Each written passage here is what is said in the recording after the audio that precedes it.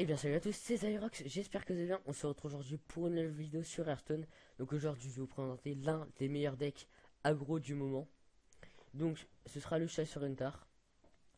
Le Chasseur Hunter qui rivalise très bien avec les decks Mage Mecha. Donc moi mon deck Chasseur Hunter n'est pas complet. Il me manque les deux savants fous, mais ça j'ai pas fait une extra masse encore. Je pense le faire en vidéo quand je l'aurai. Il me manque donc les deux savants fous, un jongleur de couteau et un arc corne d'aigle. Donc je vais quand même vous présenter le deck que j'ai. Donc moi, mon deck se constitue d'une marque du chasseur, d'un pistage, de deux gnomes lépreux, d'un gnome mécanique, de deux sergents grossiers, de deux glaives de cas qui sont vraiment pas mal, d'une fusée éclairante, deux pièges explosifs qui peuvent bien clean le board, deux pièges givrants, deux choix de bec de fer, donc les silences c'est super bien dans ce deck là, deux jongleurs de couteau, deux rampants tentés, deux arcs cornes d'aigle, deux compagnons animaux, deux lâchers les chiens, deux ordres de tuer, un tir meurtrier, deux chevaucheurs de loup, deux golems arcaniques et une missilière téméraire. Donc là vous allez me dire oui mais ça fait 32 cartes.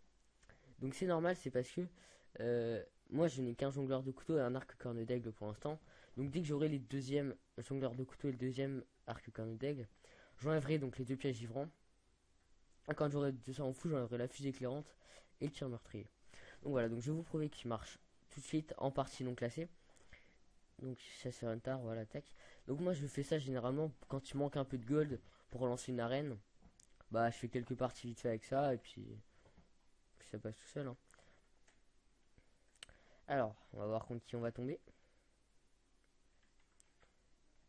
Si j'ai bien trouvé une partie. Voilà.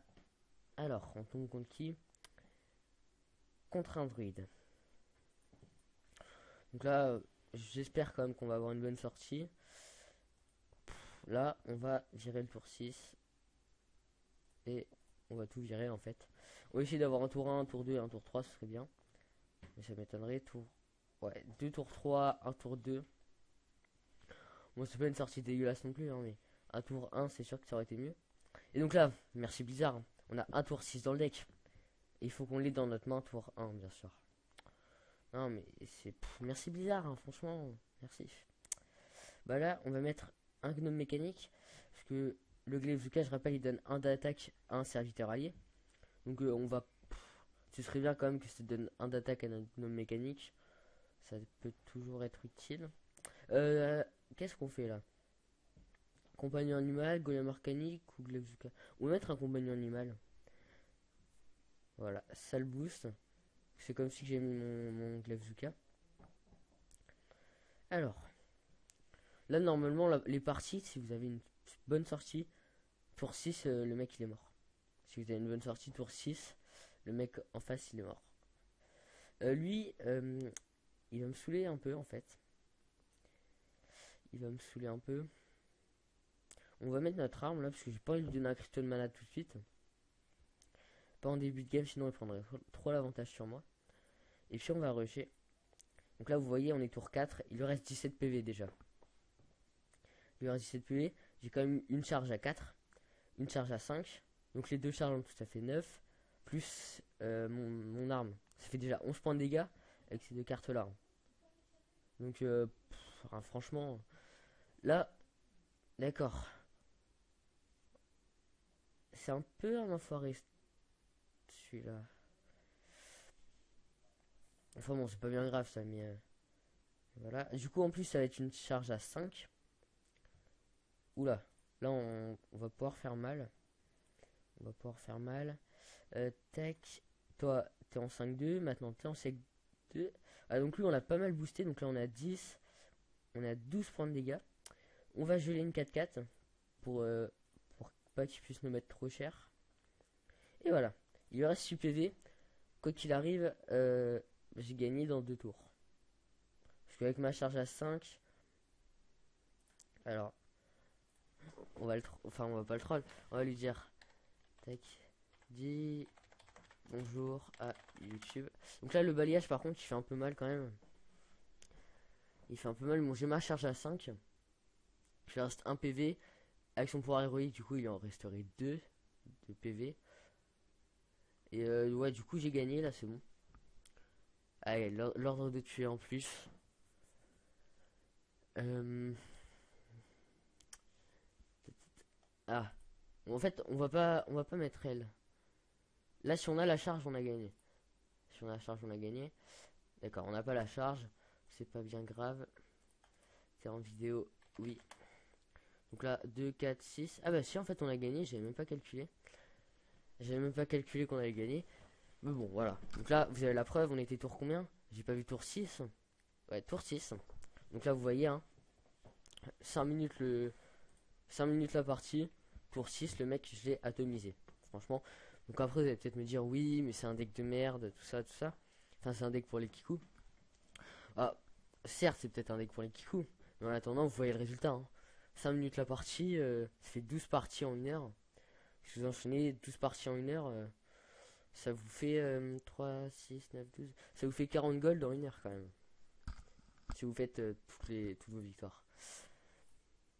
On va garder la rampe en tenté, on va garder le chevaucheur de loup. On enlève le hacher les chiens. Un tour 1, ce serait bien. Bon, un gnome lépreux, j'aurais préféré, mais bon, c'est pas bien grave. Alors, j'ai reçu un message Skype. Je vais le regarder après. Donc lui, il me sort franchement, ça m'a l'air d'être un chasseur Hunter aussi. C'est pas grave, on va mettre la rampe en tenté.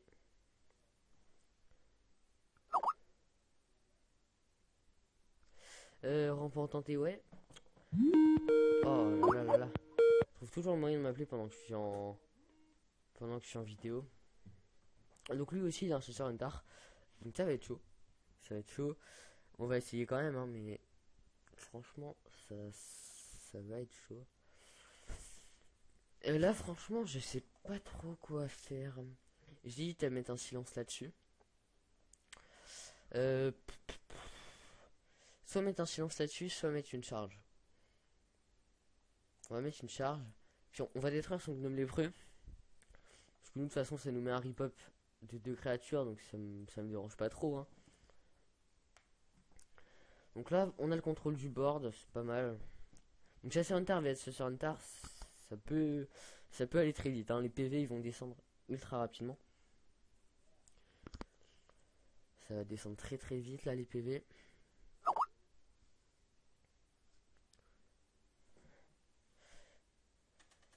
Alors, tac. Hop, alors, qu'est-ce qu'il nous a mis? Il nous a mis une rampe en tenté, d'accord. Donc là, il met tout sur mon héros. Bah, c'est un peu normal, hein, sur Hunter. On va le silence. On va le silence. Bah, j'aurais peut-être dû mettre mon glaive de cas avant.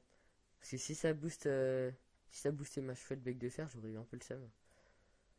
Là, vous voyez, les PV, ils descendent moins vite quand même que la partie d'avant. Parce qu'il était déjà 16 ou 17 PV tour 4, je crois. Là, on est tour 4, il a 19. Mais bon, c'est pas bien grave. J'ai toujours mon piège explosif qui peut faire la différence s'il essaye de trop mettre des créatures sur le board. Et j'ai ma fusée éclairante que je vais garder, bien sûr. Au cas où qu'il ait un secret. Bah là, limite, j'ai peut-être envie de mettre un piège explosif, hein. J'ai peut-être envie de mettre un piège explosif. Alors, 2 golems arcaniques. Donc là, on va mettre le piège explosif. Du coup, on met tout dans le héros adverse. Qu'est-ce que je fais? Est-ce que je mets golem arcanique? Et du coup, vu qu'il doit s'attendre à ce que ce soit un piège explosif, s'il a même deck que moi, il va peut-être juste en fait traîner mon golem arcanique. Bon, c'est pas grave, au pire des cas, j'en ai un autre de ma main. Tac. Voilà. Donc il a 10 PV. S'il attaque directement mon héros, il a plus de board. Il passe à 8 PV en plus de ça. Là, s'il mettait un secret, il aurait bien de seum parce qu'il en aurait plus. Donc là, non, il sait que c'est un piège explosif, il a compris. Il a compris, il a compris.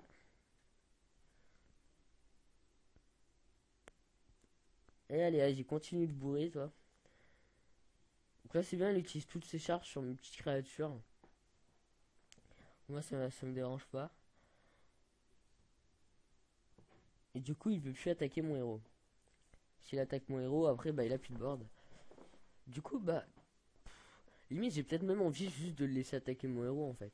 Et après de mettre un pied et après de mettre ma fusée éclairante quand son salon sera mort. Et on va d'abord mettre notre golem arcanique, notre gnome lépreux. Comme ça, il a 3 PV. Si je tue pas mon gnome lépreux, j'ai gagné. Et s'il le tue, j'ai gagné aussi. Mais... Ah, ils sont pas du tout chiants, eux. Hein. Donc là, vous voyez un peu la puissance de ce deck. Hein. C'est... Voilà quoi.